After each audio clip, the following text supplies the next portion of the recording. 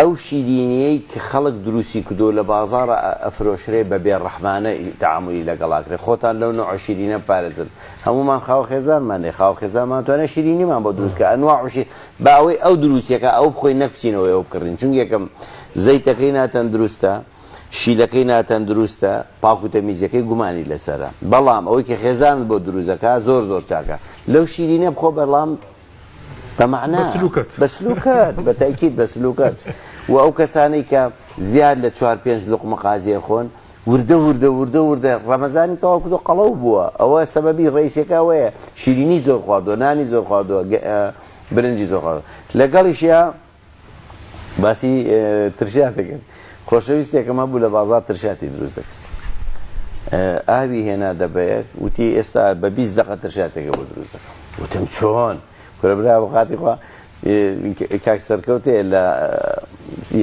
صلاة ورزمان هاي بوي الله السركة من بنو ما دروز أبي سركة أو ببيز دقة دروز أبي وتم شوش تي وأنا أبي وتي قربان أبي أبي هنا توزك تيزابي تكل خالتي نيو تيزابا وخون أوي ترشياتي بازار ببيز دقة دروز أكره تيزابا كي زور خطره بلا بو